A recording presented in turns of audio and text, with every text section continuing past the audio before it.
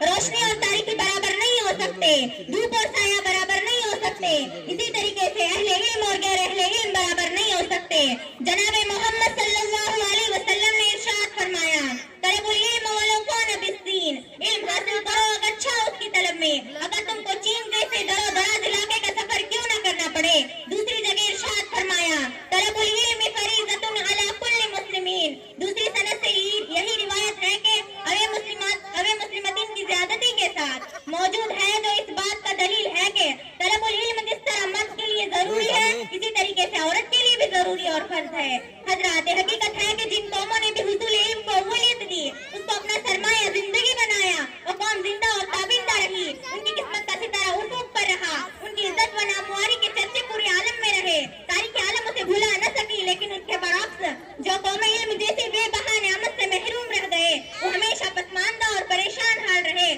وہ ہمیشہ گردش ایام کا شکار رہے، ان کی محرومی و بے بسی کی داستانیاں دہرائی جاتی رہی، حتیٰ کہ ان کے وجود کو تذکر رہ گئی۔ برادران ملت اسلامیہ، رائے حق میں استقامت دیکھنی ہو تو حضرت سمیہ کی استقامت دیکھو، میدان جنگ میں خواتین کی خدمات دیکھنی ہو تو حضرت ام عمارہ، حضرت ام حکیم اور حضرت ام حارث کی خدمات دیکھو، غزوات میں رضاکارانہ کردار دیکھنا ہو تو سیدہ فاطمہ الزہرا اور حضرت ام حرام کا کردار دیکھو، عبادات و علم خدمات دیکھنی ہو تو حضرت عائشہ، حضرت سلمہ، حضرت حفصہ کا مطالعہ کرو، فہم فراست دیکھنی ہو تو برارہ، حضرت شفا بنت عبداللہ کی فہم فراست کی داستانیاں سنو، سماجی اور ملی خدمات دیکھنی ہو تو زبیدہ بنت جعفر کی خدمات دیکھو۔ غرض ہے کہ اسلام میں ہزاروں کی تعداد میں خواتین اسلام ہیں، جن کی خدمات و کارکردگی، محنت و جفاکشی کی گزار کتابوں میں موجود ہے۔ ملت اسلامیہ کے پاسبانوں، وقت اور حالات کو سمجھو، ماحول و نظریات کا جائزہ لو، دور جانے کی ضرورت نہیں ہے، تم صرف اپنے ملک ہی پر غور کرو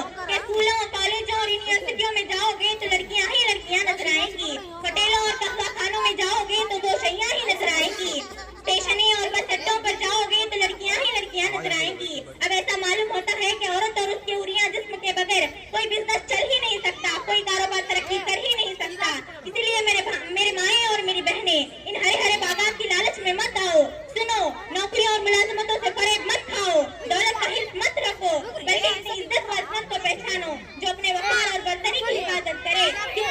اسلامی تعلیمات سے اپنے سینوں کو معمور کر لو، کیونکہ اسی کے مطابق کل تم سے سوال کیا جائے گا۔ اگر تمہارے گھر میں اصلی علوم کا انتظام ہے تو حاصل کرو، ورنہ لاش نہ دو، کیونکہ رب کائنات نے جب پیدا فرمایا ہے تو وہی رزق کا بھی بندوبست کرے گا۔ مَا مِن شَيْءٍ إِلَّا عَلَى اللَّهِ رِزْقُهَا، جس کو اللہ رزق دینا چاہے گا کوئی مائی کا لال اسے ایک دانہ بھی چھین نہیں سکتا، اور جس کو اللہ رزق سے